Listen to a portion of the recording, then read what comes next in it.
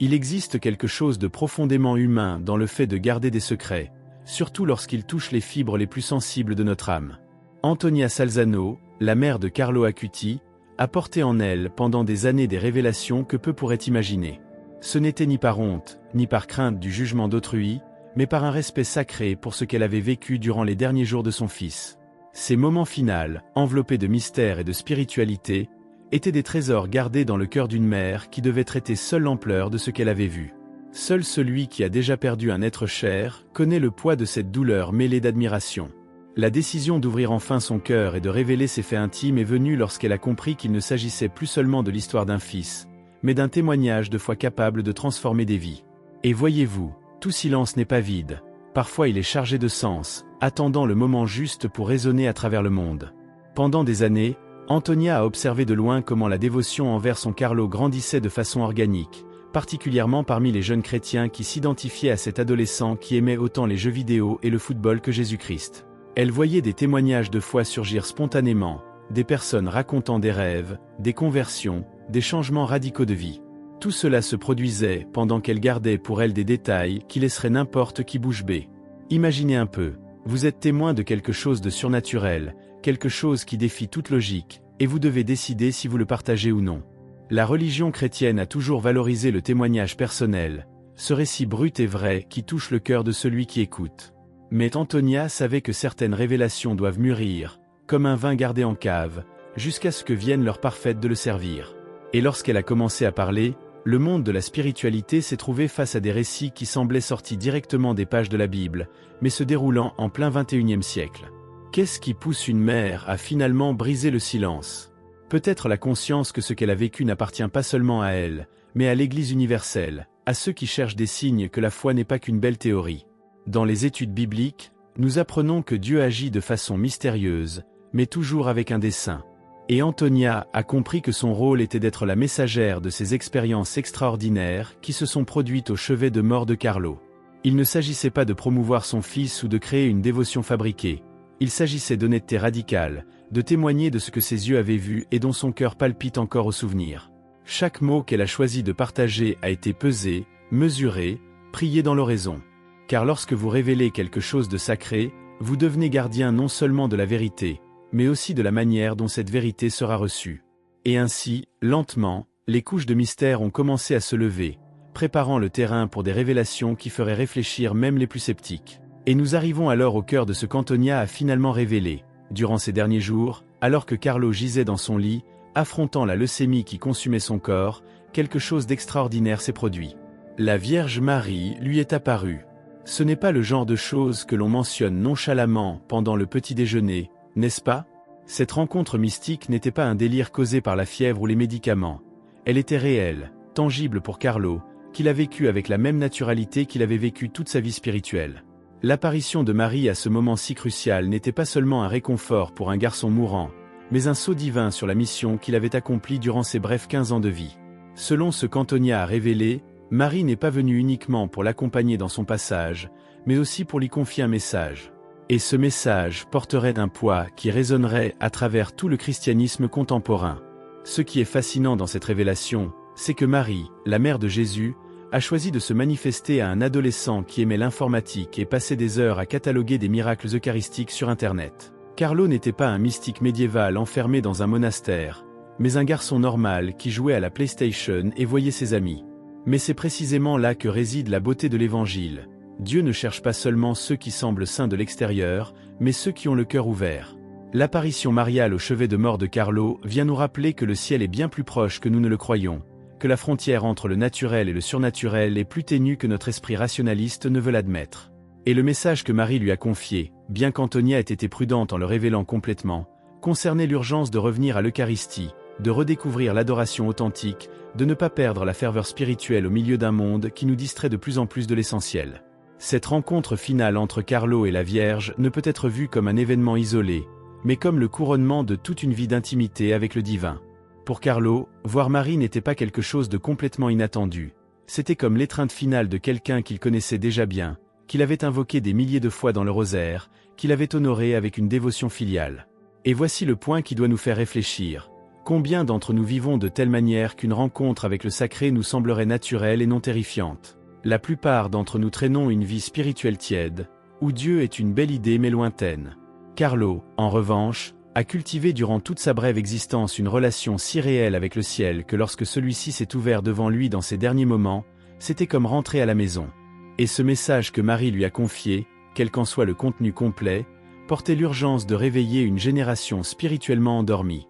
Or donc, nous vivons une époque particulière, n'est-ce pas?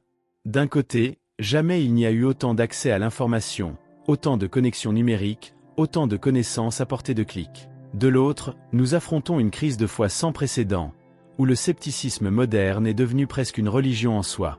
Mentionner des apparitions mariales ou des expériences mystiques dans une conversation ordinaire garantit des regards sceptiques, des sourires condescendants, ce ton qui implique le pauvre, il a besoin de croire en quelque chose. Le culte de la science, qui en elle-même est merveilleuse, est devenu pour beaucoup une excuse pour écarter toute dimension transcendante de l'existence. Et nous arrivons ici à un carrefour fascinant. L'histoire de Carlo Acuti nous invite à une ouverture spirituelle qui n'exige pas d'abandonner la raison, mais de l'élargir pour embrasser des réalités que le matérialisme ne peut tout simplement pas expliquer. Ce qui est intéressant, c'est que Carlo lui-même était un garçon technologique, amateur d'informatique, qui a créé toute une exposition numérique sur les miracles eucharistiques en utilisant ses compétences en programmation. Ce n'était pas un naïf qui avalait n'importe quelle histoire religieuse sans questionnement. Il était intelligent, curieux, analytique. Mais il comprenait aussi quelque chose que beaucoup d'adultes ont oublié, que la rationalité et la spiritualité ne sont pas ennemies, mais complémentaires. Nous pouvons être des personnes critiques, pensantes, questionnantes, et néanmoins garder le cœur ouvert aux dimensions qui transcendent le purement matériel. Le problème avec le scepticisme contemporain est que bien souvent ce n'est pas un véritable scepticisme. C'est simplement un déni a priori de tout ce qui ne rentre pas dans un paradigme strictement matérialiste. C'est comme si nous avions décidé d'avance que certaines choses ne peuvent pas exister, et donc, qu'elles ne valent même pas la peine d'être explorées. Mais cette attitude n'est-elle pas aussi dogmatique que le fanatisme religieux que nous critiquons tant? La proposition qui émerge de la vie de Carlo est celle d'une ouverture spirituelle intelligente, une écoute intérieure qui n'annule pas la pensée critique mais l'enrichit. Quand les jeunes chrétiens d'aujourd'hui regardent son exemple, ils ne voient pas quelqu'un qui leur demande d'abandonner la raison, mais quelqu'un qui a brillamment intégré foi et vie quotidienne, dévotion et technologie, prière et amusement. La confiance spirituelle que Carlo manifestait n'était pas aveugle. Elle était fondée sur des expériences personnelles, sur une relation vivante avec Dieu qu'il cultivait jour après jour. Et peut-être est-ce là l'antidote à la crise de foi contemporaine. Plus de sermons vides, plus de religiosité superficielle, mais des témoignages authentiques de personnes qui expérimentent réellement le divin dans leur quotidien. Car au final, les mots convainquent, mais les exemples entraînent. Et l'exemple de Carlo entraîne des foules, particulièrement parmi ceux qui pensaient que sainteté et vie normale étaient incompatibles. Parlons maintenant de quelque chose que beaucoup ont découvert avec surprise. Carlo n'a pas eu de conversion dramatique à l'adolescence, ni de moment épiphanique où tout a changé. Sa spiritualité fut précoce et naturelle, quelque chose qui a germé en lui pratiquement depuis ses premiers souvenirs. Antonia raconte que depuis tout petit, Carlo montrait une inclination vers les choses de Dieu qu'elle-même ne parvenait pas totalement à comprendre. Ce n'était pas que la famille lui avait imposé une religiosité stricte. En fait, avant Carlo, la pratique religieuse à la maison était plutôt tiède. Mais cet enfant, de façon complètement spontanée, a commencé à demander d'aller à l'église, à poser des questions sur Jésus, à vouloir en apprendre davantage sur l'Évangile. C'est comme s'il était né avec une puce spirituelle activée, avec une connexion directe au divin que la plupart d'entre nous mettons des décennies, et certains jamais, à développer. Ce qui est fascinant dans cette spiritualité précoce, c'est qu'elle n'était ni artificielle ni forcée. Carlo n'était pas cet enfant bizarre qui passe son temps à prier dans un coin pendant que les autres jouent. Au contraire, il jouait, s'amusait, avait des amis, profitait des choses normales d'un enfant. Mais au milieu de tout cela, il maintenait une relation intime et continue avec Dieu qui était aussi naturelle pour lui que respirer. Il allait à la messe quotidienne non pas parce que quelqu'un l'y obligeait, mais parce qu'il voulait sincèrement être près de l'Eucharistie. Il priait le rosaire non pas pour accomplir un rituel vide, mais parce qu'il conversait avec Marie comme celui qui parle avec une mère affectueuse. Il lisait des passages de la Bible non pas comme un devoir scolaire, mais comme celui qui lit des lettres d'amour de quelqu'un qu'il admire profondément. Et tout cela, il le faisait avec une simplicité qui désarmait les adultes autour de lui. Il n'y avait pas de prétention, pas de désir d'impressionner, seulement un cœur pur qui avait trouvé en Dieu sa plus grande joie. Cette naturalité dans la vie spirituelle de Carlo nous défie profondément. Pourquoi pour tant d'entre nous la foi est-elle une lutte constante, quelque chose que nous devons forcer, alors que pour lui elle coulait avec tant de facilité? Peut-être la réponse se trouve-t-elle précisément dans ce mot, naturalité. Il n'a pas compliqué les choses. Il ne s'est pas emmêlé dans des débats théologiques complexes étant enfant. Il n'a pas mis entre lui et Dieu couche après couche d'intellectualisation. Il a simplement aimé, et s'est laissé aimer. Les études bibliques nous rappellent constamment que nous devons nous faire comme des enfants pour entrer dans le royaume des cieux. Et Carlo nous montre exactement ce que cela signifie. Il ne s'agit pas d'être naïf ou peu intelligent, mais de maintenir cette capacité enfantine de s'émerveiller, de faire confiance, de se donner sans calcul ni réserve. Et tandis que sa spiritualité croissait de façon si organique et belle, commençaient aussi à se manifester des signes qu'il y avait quelque chose d'extraordinaire chez ce garçon, des signes qui pointaient vers un destin transcendant l'ordinaire. Et en parlant d'extraordinaire, des choses ont commencé à se produire qui n'ont pas d'explication rationnelle facile.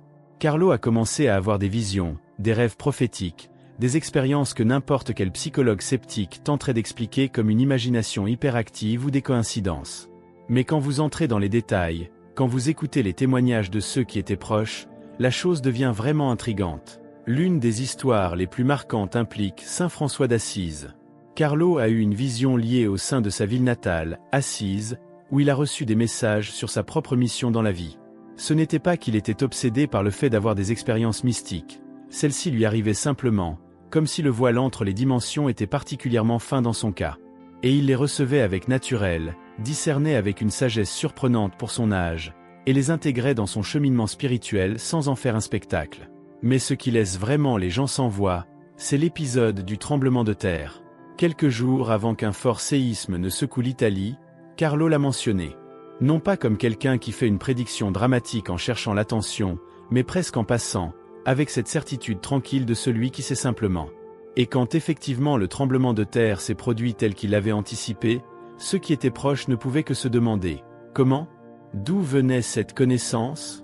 Était-ce une intuition extraordinairement développée ? Était-ce un don prophétique authentique ?» La religion chrétienne a une longue tradition de saints qui ont reçu des connaissances surnaturelles, et Carlo semblait s'inscrire dans cette lignée. Mais encore une fois, ce qui le différenciait de nombreux mystiques historiques était son absolue normalité dans tout le reste. Il n'allait pas partout en annonçant des visions à tout bout de champ. Il ne se croyait pas spécial. Il vivait simplement avec une perméabilité spirituelle qui lui permettait de capter des choses que le reste d'entre nous, avec nos sens spirituels atrophiés, ne percevons tout simplement pas. Ces épisodes prophétiques n'étaient pas là pour magnifier Carlo, mais pour confirmer quelque chose que ceux qui le connaissaient pressentaient déjà. Ce garçon était connecté à quelque chose de plus grand. Les signes surnaturels ont toujours été controversés dans le christianisme. Certains les recherchent obsessivement, tombant dans le sensationnalisme et la superstition. D'autres les rejettent complètement, réduisant la foi à la moralité et à la philosophie. Carlo montrait un équilibre parfait, ouvert au surnaturel mais les pieds sur terre, réceptif au message divin mais sans perdre de vue son appel concret à vivre l'évangile dans le quotidien. Et ainsi, entre visions célestes et matchs de football avec les amis, entre rêves prophétiques et heures devant l'ordinateur, Carlo tissait une vie qui allait bientôt affronter son épreuve la plus dure, celle qui révélerait la véritable profondeur de sa foi et qui le catapulterait vers la sainteté reconnue officiellement par l'Église. Et puis est arrivé l'inattendu, ce qu'aucun parent ne veut jamais affronter, la maladie. Une leucémie foudroyante s'est manifestée soudainement, sans avertissement préalable, sans temps de préparation. Un jour Carlo était vivant, actif, l'adolescent normal qu'il avait toujours été, et soudain son corps a commencé à le trahir. La leucémie est particulièrement cruelle, elle agit vite, consume de l'intérieur, ne donne pas de répit. Et dans le cas de Carlo, elle fut particulièrement agressive. Les médecins ont fait ce qu'ils pouvaient, mais au fond tous savaient que le temps était compté. Imaginez, 15 ans, toute une vie devant soi, des projets, des rêves, cette exposition sur les miracles eucharistiques qu'il avait créés avec tant de soin, tout menacé par des cellules qui se multipliaient sans contrôle. N'importe quel adolescent dans cette situation serait terrifié. N'importe quelle personne de foi pourrait tomber dans le questionnement, dans la colère envers Dieu. Pourquoi moi ? Pourquoi maintenant ? Où es-tu quand j'ai le plus besoin de toi ? Mais Carlo a fait quelque chose qui a laissé tout le monde perplexe. Quelque chose qui révélait une maturité spirituelle que beaucoup d'adultes n'atteignent jamais. Il a offert sa souffrance. Dans le langage de la spiritualité catholique, cela signifie prendre la douleur inévitable et la transformer en offrande, en sacrifice rédempteur. Carlo a spécifiquement offert sa maladie pour le pape et pour l'Église. Ce n'était pas du masochisme, ce n'était pas de la résignation passive. C'était de l'amour actif, c'était participer consciemment à ce que le christianisme appelle le mystère de la croix. Dans la Bible, nous trouvons cette idée paradoxale que la souffrance unie à celle du Christ peut avoir une valeur rédemptrice, peut toucher des vies, peut déplacer des montagnes sur le plan spirituel. Et Carlo, à 15 ans avec une leucémie consumant son corps, l'a compris mieux que des théologiens avec des décennies d'études. Il a regardé sa douleur droit dans les yeux et a dit « Que ceci ne soit pas en vain. Que cela serve à quelque chose de plus grand que moi-même. » Ce qui impressionnait le plus les médecins et infirmières qui le soignaient n'était pas seulement son attitude positive. De nombreux patients gardent leur optimisme. Ce qui les laissait sans voix était sa paix inexplicable. Carlo affrontait la mort avec une sérénité qui n'avait pas de logique d'un point de vue purement humain. Il ne feignait pas d'aller bien, ne niait pas la douleur physique qui était réelle et intense. Mais il y avait en lui une tranquillité profonde, comme s'il savait quelque chose que les autres ne savaient pas. Sa foi n'était pas théorique à ce moment-là, c'était l'encre qui le maintenait tandis que son corps s'effondrait. Il visitait d'autres patients dans leur chambre d'hôpital quand il pouvait se déplacer, consolait sa propre mère quand il la voyait pleurer, plaisantait avec le personnel médical. Et dans ses prières, il ne demandait pas de miracle pour lui-même mais pour les autres. Ce n'était pas là une dévotion fantaisiste de quelqu'un qui croit que s'il prie suffisamment Dieu lui accordera ce qu'il veut. C'était quelque chose de beaucoup plus profond, une confiance absolue que, quoi qu'il arrive, Dieu avait un plan et que ce plan était bon. Cette paix face à la mort, cette capacité de transformer l'horreur en offrande, a laissé une marque indélébile sur tous ceux qui l'ont accompagné durant ces derniers jours. Mais avant que vous ne pensiez que Carlo était une sorte de saint de vitrail, sans défaut ni humanité, laissez-moi vous brosser un tableau plus complet. Ce garçon était absolument normal dans tant d'aspects que cela vous surprendrait. Il adorait les jeux vidéo, oui, vous avez bien lu. Il passait des heures à jouer sur l'ordinateur, probablement à des jeux que la plupart des parents reconnaîtraient, Mario Kart, Pokémon, des jeux de stratégie. Il n'était pas ce stéréotype du jeune super religieux qui ne lit que des traités spirituels et rejette toute forme de divertissement moderne. Pas du tout. Il jouait au football avec ses amis dans le quartier, discutait d'équipe, célébrait les buts, se salissait les genoux sur le terrain comme n'importe quel garçon italien qui se respecte. Il riait de blagues stupides, appréciait une bonne pizza, regardait des films, naviguait sur Internet en explorant ses intérêts pour la programmation et le design web. Ses amis ne le voyaient pas comme une bête curieuse, comme ce camarade ultra-religieux qui les met mal à l'aise. Bien sûr, il savait qu'il était différent, qu'il aille à la messe quotidienne était difficile à ignorer, mais ce n'était pas quelque chose qui leur mettait sous le nez. Il n'allait pas prêcher dans la cour de récréation, ni condamner personne. Il vivait simplement sa foi de façon si intégrée qu'elle faisait partie de lui, comme son amour de l'informatique ou son goût pour le football. Et voilà l'une des leçons les plus puissantes de Carlo. La sainteté ne nécessite pas de cesser d'être humain. Vous n'avez pas besoin de devenir ennuyeux, d'arrêter de vous amuser, ou de couper avec tout ce que vous appréciez. Ce que Carlo montrait, c'est que vous pouvez avoir une profonde spiritualité et rester quelqu'un avec qui il fait bon être, avec qui on peut plaisanter, avec qui on partage des intérêts mondains. Le christianisme pendant trop longtemps a vendu une image de sainteté qui semble incompatible avec la vie normale, et ensuite nous nous demandons pourquoi les jeunes fuient l'Église. Cette normalité de Carlo comme adolescent est précisément ce qui le rend si pertinent pour les jeunes chrétiens d'aujourd'hui. Ils n'ont pas besoin d'imiter des saints médiévaux qui ont vécu dans des contextes totalement différents. Carlo leur montre que vous pouvez aimer Jésus-Christ et aussi aimer la dernière technologie. Vous pouvez aller à l'adoration eucharistique le matin et jouer aux jeux vidéo l'après-midi sans qu'il y ait contradiction. Vous pouvez prier le rosaire et aussi être au courant des séries que tout le monde regarde. Ce qui importe n'est pas de rejeter le monde, mais de vivre dans le monde avec des valeurs claires, avec un cœur ancré dans l'éternel mais pleinement présent dans le temporel. Les parents qui ont connu Carlo racontent que leurs enfants voulaient lui ressembler, non pas parce qu'il les menaçait de l'enfer, mais parce qu'ils voyaient en lui quelque chose d'attirant, un bonheur authentique, un but clair, une vie qui avait du sens. Et cette combinaison de normalité adolescente avec profondeur spirituelle était, et reste, absolument magnétique. Maintenant, il y a un autre aspect de Carlo qui s'avère particulièrement pertinent à notre époque, sa conscience claire de la bataille spirituelle. À une époque où même au sein de la religion chrétienne il est devenu à la mode de minimiser ou de nier l'existence du mal spirituel, Carlo avait les yeux bien ouverts sur cette réalité. Mais, et c'est crucial, sans tomber dans le fanatisme, sans s'obséder avec des démons sous chaque pierre, sans ce ton paranoïaque qui caractérise certains groupes religieux. Carlo comprenait que nous vivons au milieu d'une guerre cosmique entre le bien et le mal, qu'il y a des forces spirituelles réelles à l'œuvre, mais son approche était toujours la primauté du bien. Il ne vivait pas terrorisé par le diable, ne voyait pas de possession démoniaque dans chaque problème. Il vivait amoureux de Dieu, et depuis cette position d'amour, le mal n'avait simplement pas de pouvoir réel sur lui. Cette vision équilibrée du monde spirituel est de plus en plus rare. D'un côté, vous avez le naturalisme matérialiste qui nie catégoriquement toute dimension spirituelle. Pour eux, tout est chimie cérébrale et processus physiques. De l'autre, vous avez des groupes religieux obsédés par le démon, qui voient de l'activité maligne partout et vivent dans une paranoïa spirituelle constante. Carlo montrait le chemin du milieu, qui est curieusement le plus biblique. Oui, le mal existe et opère dans le monde. Non, vous ne devez pas avoir peur si vous êtes ancré en Christ. Il reconnaissait qu'il y a des batailles qui se mènent dans des dimensions que nous ne voyons pas, que nos luttes personnelles ont souvent des arrière-plans spirituels. Mais sa solution n'était jamais la peur mais l'amour, pas l'exorcisme obsessif mais la communion eucharistique constante, pas la guerre spirituelle agressive mais l'humilité et l'oraison. Les témoignages de ceux qui l'ont connu racontent que Carlo pouvait discerner des situations spirituelles avec une clarté étonnante pour son âge. Il y avait des occasions où il savait simplement quand quelque chose n'allait pas sur le plan spirituel, quand quelqu'un avait besoin d'une prière spéciale, quand il fallait être prudent. Mais il n'utilisait jamais cela pour manipuler ou effrayer les gens. Son approche était toujours constructive. Plus qu'indiquer l'obscurité, il allumait la lumière.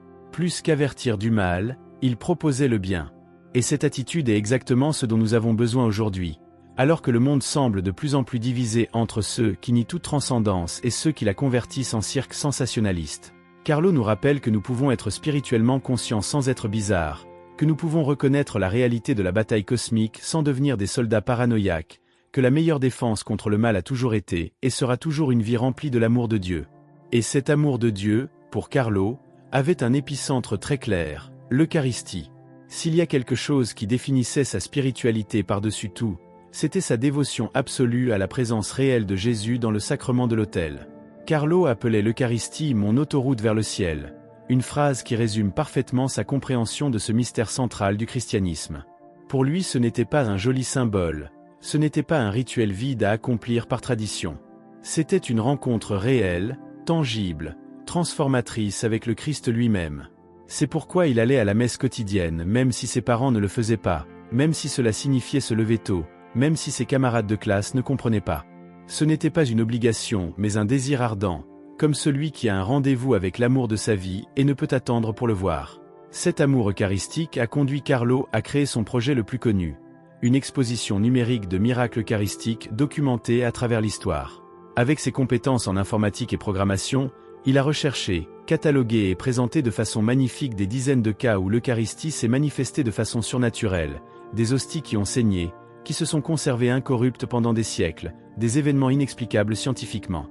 Il ne l'a pas fait pour convaincre les sceptiques, bien que la rigueur de sa recherche donne certainement matière à réflexion même aux plus rationalistes. Il l'a fait parce qu'il était amoureux de ce mystère et voulait que d'autres tombent amoureux aussi. Il voulait crier au monde, « Vous ne savez pas ce que vous manquez.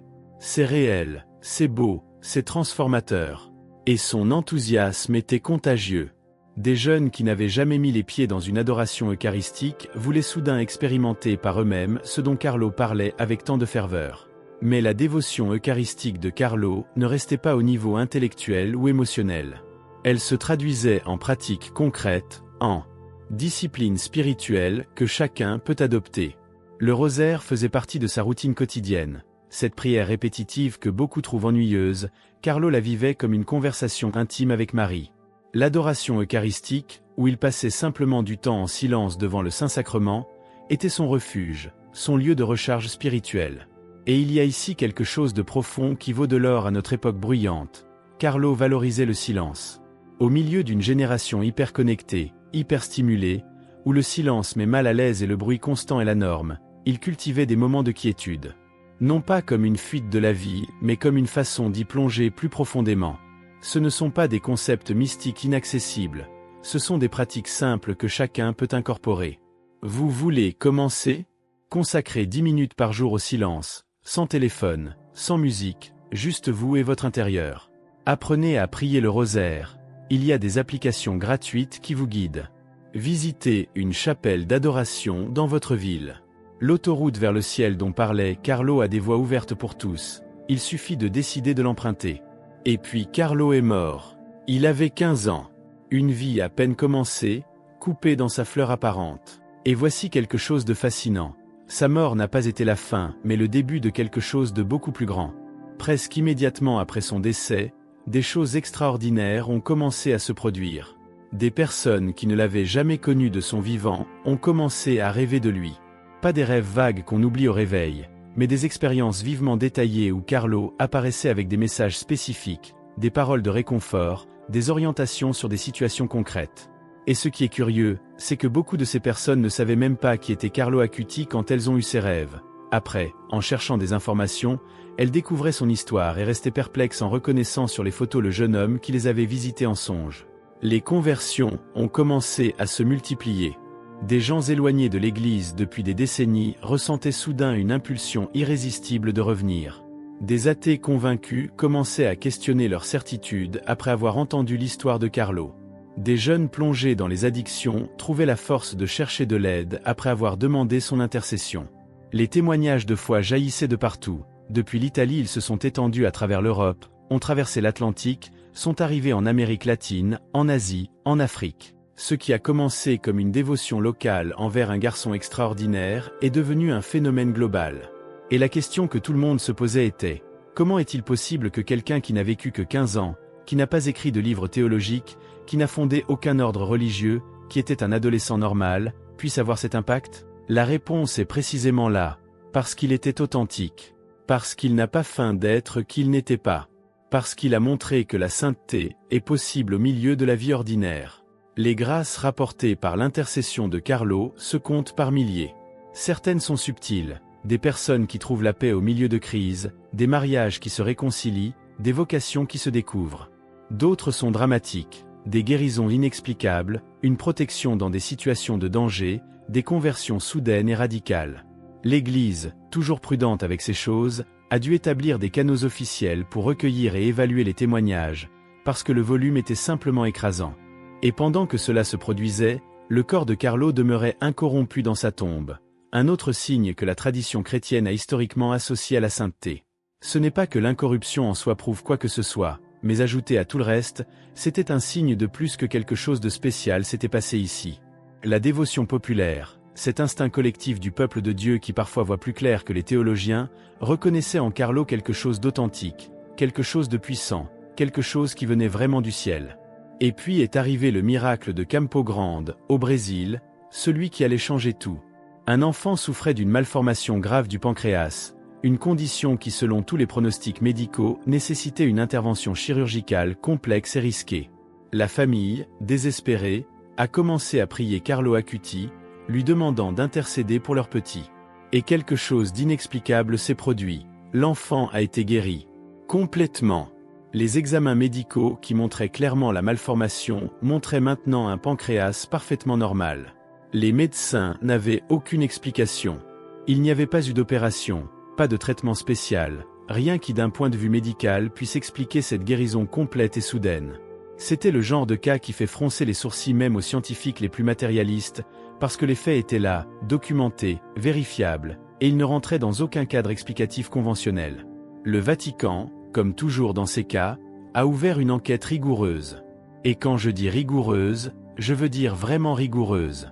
L'Église n'est pas dans le business de reconnaître des miracles à la légère. Sa réputation et sa crédibilité en dépendent. Une commission de médecins experts, dont certains n'étaient même pas croyants, a examiné chaque aspect du cas. Ils ont analysé tous les dossiers médicaux avant et après, interrogé les médecins traitants, cherché toute explication naturelle possible. Ils ont cherché s'il pouvait y avoir eu une erreur de diagnostic initial, si un traitement non documenté aurait pu être administré, si la guérison pourrait être attribuée à la rémission spontanée ou à tout autre phénomène médical connu. Et après des mois d'investigation exhaustive, la conclusion fut unanime. Il n'y avait pas d'explication naturelle. C'était, selon tous les critères médicaux et scientifiques disponibles, une guérison miraculeuse. Et elle était directement liée aux prières d'intercession à Carlo Acuti. Cette reconnaissance officielle du miracle a ouvert la voie à la béatification de Carlo, une étape cruciale sur le chemin vers la canonisation complète. En octobre 2020, dans la basilique d'Assise, Carlo Acuti a été déclaré bienheureux, le plus jeune bienheureux de l'histoire moderne de l'Église, un saint du millénaire, comme beaucoup l'appellent. La cérémonie a attiré des milliers de jeunes du monde entier, beaucoup portant des jeans et des baskets, exactement comme Carlo aurait aimé. Ce n'était pas une célébration solennelle et rigide de l'ancienne Église, c'était une fête joyeuse, vibrante, où la foi et la vie quotidienne se rencontraient parfaitement. Et dans cette béatification, l'Église reconnaissait officiellement quelque chose que des millions de personnes savaient déjà dans leur cœur, que Carlo Acuti avait vécu une vie de sainteté héroïque, qu'il était maintenant au ciel intercédant pour nous, qu'il était un modèle particulièrement pertinent pour notre époque. Le miracle de Campo Grande n'était pas seulement la guérison d'un enfant, c'était la confirmation divine que le message de Carlo devait résonner, que son exemple devait être élevé, que sa vie brève mais intense avait une signification éternelle. Alors, quel est le legs spirituel de Carlo Acuti? Qu'est-ce que ce garçon qui n'a vécu que 15 ans nous laisse? Eh bien, quelque chose de révolutionnaire dans sa simplicité. La sainteté est possible dans le quotidien. Vous n'avez pas besoin de faire des choses extraordinaires, de vivre comme un ermite dans le désert, d'avoir des visions mystiques constantes. Ce que vous devez faire, c'est les choses ordinaires avec un amour extraordinaire. C'est aller à l'école, mais traiter vos camarades avec gentillesse authentique. C'est aimer les jeux vidéo, mais ne pas les laisser devenir votre Dieu. C'est utiliser la technologie, mais pour des buts qui élèvent plutôt que dégradent. C'est vivre dans le monde sans être du monde, comme le dit l'Évangile. Carlo montrait une cohérence de vie que peu atteignent. Il n'y avait pas de masque, pas de double vie, pas de Carlo pour l'église et Carlo pour la rue. C'était le même garçon authentique, transparent, intègre dans tous les contextes. Et il y a cette phrase de Carlo qui résume peut-être mieux que tout autre son message. Tous naissent comme des originaux, mais beaucoup meurent en copie. Qu'est-ce que cela signifie? Que Dieu vous a créé unique, avec des dons spécifiques, une personnalité particulière, une mission que vous seul pouvez accomplir. Mais le monde veut vous mouler, vous faire entrer dans ces moules préfabriqués, vous transformer en une copie de ce qu'il considère comme normal ou acceptable. Carlo refusait d'être une copie. Il n'imitait pas aveuglément ses pairs, ne se pliait pas aux pressions de se conformer à ce qui était cool ou tendance. Il restait fidèle à lui-même, à ce que Dieu l'appelait à être. Et paradoxalement, c'est précisément en étant si authentiquement lui-même qu'il est devenu un modèle pour des millions.